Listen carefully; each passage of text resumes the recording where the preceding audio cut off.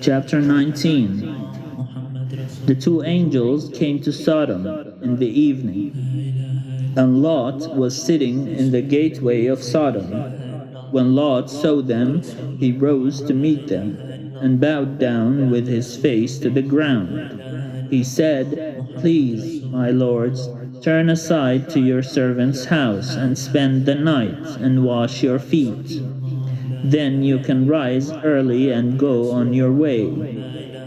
They said, "No, we will spend the night in the square." But he urged them strongly, so they turned aside to him and entered his house. And he made them a feast, and baked unleavened bread. They do not eat. But before they lay down, the men of the city, the men of Sodom, both young and old, all the people, to the last man, surrounded the house, and they called to Lot, "Where are the men who came to you tonight? Bring them out to us, so that we may know them." Lot went out of the door to the men, shut the door after him, and said, "I beg you, my brothers, do not act so wickedly. Look, I have two daughters who have not known a man.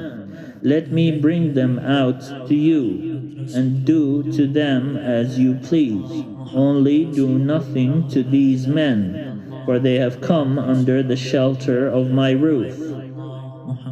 But they replied, "Stand back." And they said, "This fellow came here as an alien, and he would play the judge. Now we will deal worse with you than with them." Then they pressed hard against the man Lot, and came near the door to break it down.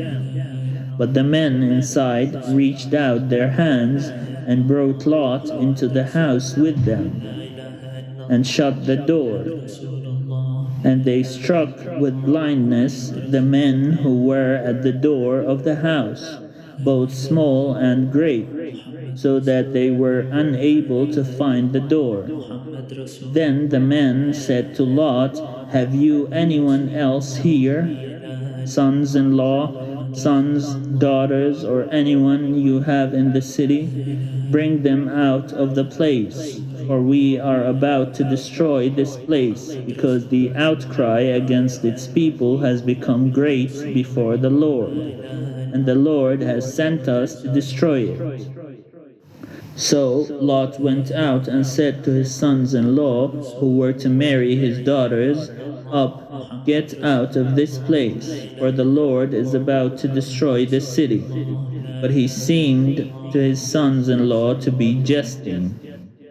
When morning dawned, the angels urged Lot, saying, "Get up, take your wife and your two daughters who are here, or else you will be consumed in the punishment of the city."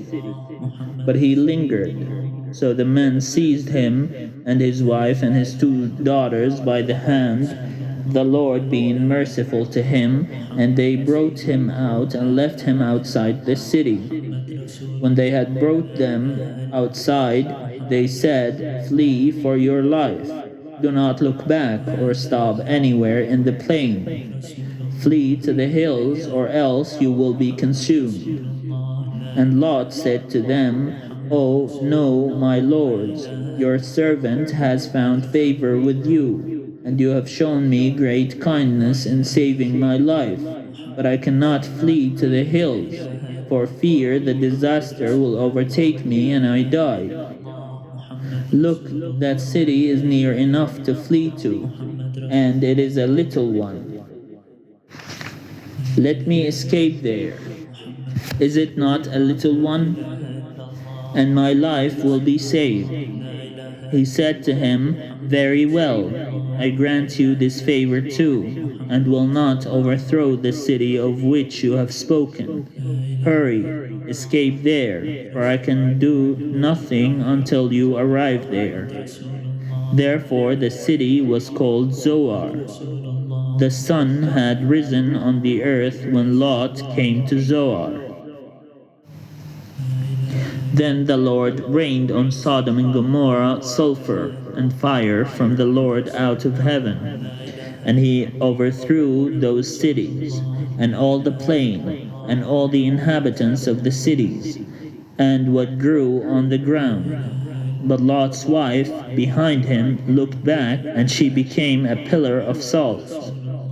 Abraham went early in the morning to the place where he had stood before the Lord, and he looked down toward Sodom and Gomorrah, and toward all the land of the plain, and saw the smoke of the land going up like the smoke of a furnace. So it was that when God destroyed the cities of the plain, God remembered Abraham and sent Lot out of the midst of the overthrow. When he overthrew the cities in which Lot had settled, now Lot went up out of Zoar and settled in the hills with his 2 daughters, for he was afraid to stay in Zoar. So he lived in a cave with his 2 daughters.